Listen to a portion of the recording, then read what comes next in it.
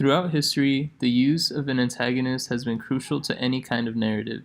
The antagonist introduces conflict that will test and change the protagonist. In a way, the villain is the medium through which the hero evolves.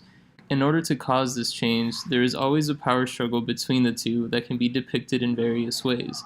However, across much of Hindi cinema, villain characters are depicted through common tropes in costume design and camera direction that consistently indicate malicious intent and shifts in power.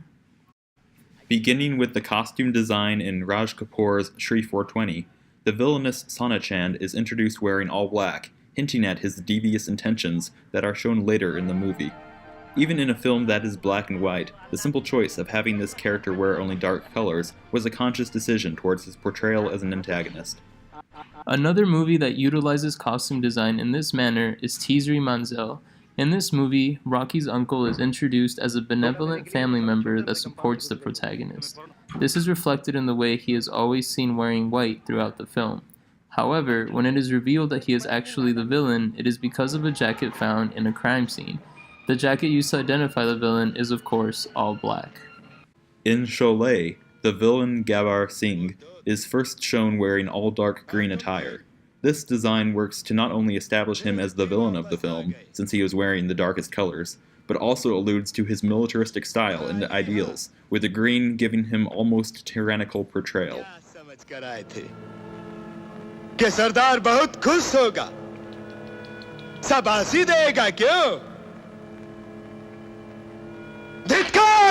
This next clip is from Veer Zaara and utilizes both costume design and camera direction to depict a villain. In the scene, it is revealed that the love interest is already promised to another man. When introduced, the fiancé is shown wearing all black and is positioned right in between Veer and Zaara.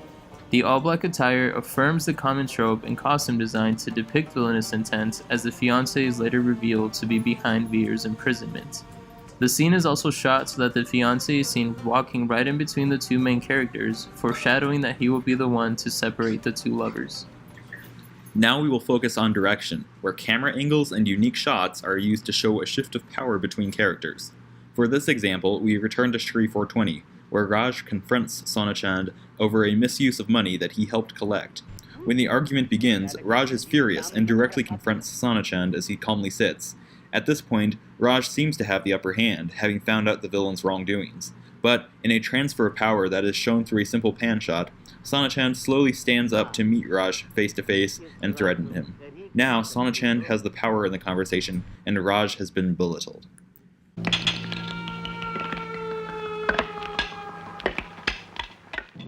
In Sholay, there are also a variety of scenes that show power through camera angles. Returning to the introductory shot of Gabbar Singh, all we see are his legs walking on a higher ground above all the other villains, showing how he is in control of this group. This next scene works to show Gabbar's cruelty, as well as his control over his group of bandits. The shot is set up so that Gabbar is laughing in the foreground and the three other bandits are in the background, making Gabbar appear bigger and emphasizing his control over the other three. Then, in a crazed moment, Gabbar quickly stops his laughter to turn around and shoot the other three down.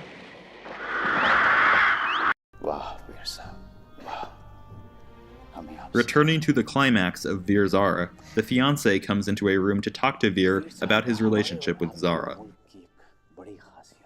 When the conversation begins, Raza respectfully speaks on equal terms with him, sitting down in the chair next to him. This reflects how he is trying to relate to Veer as he explains his reasoning.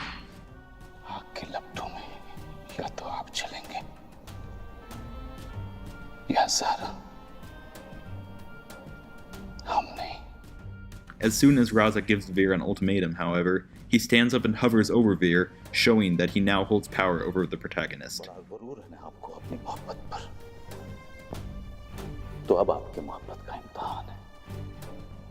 In another important scene in Sholay, Gabbar Singh is shot at an upward angle as he sits atop of his horse, looking down at everyone else involved in the confrontation, confirming his position of control.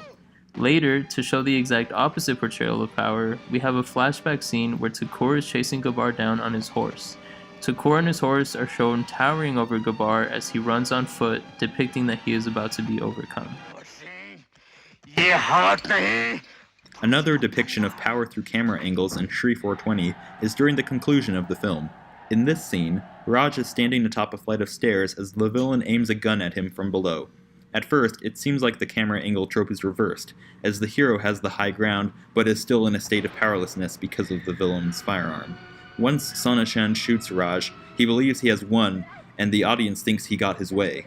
However, it is revealed that Raj put blanks in the gun and is in fact still alive. So the whole time Raj was at the top of the stairs, he actually held power in the exchange. One of the most cruel scenes in Sholay is when Gabar Singh attacks Takur's innocent family as revenge for his earlier capture. Right after he shoots down all the adults, he is seen in the far distance on top of a hill, looming over the entire family's land as he aims for their child.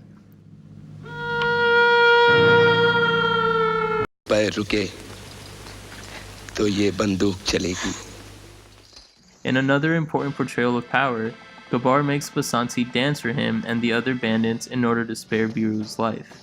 After she subjects herself to his male gaze, she is forced to dance on broken glass to prove her love for Viru.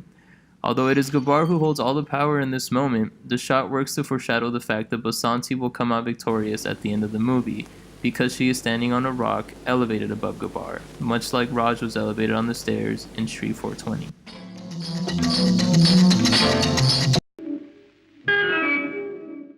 Now, in Teesri Manzil, after the uncle is established as a villain, he is seen chasing Rocky through a hotel with a gun.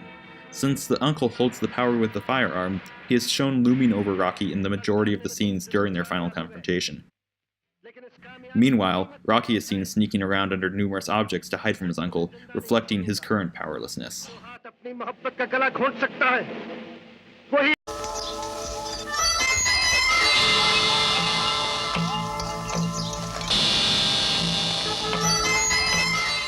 In a scene towards the end of Sholay, we see Gabar on the floor, already setting the mood of his eventual downfall. Additionally, Takur is shown walking on a small hill over Gabar so that each scene that shows the villain is shot from a downward angle, depicting that Takur is now looking down on Gabar because his defeat is now imminent.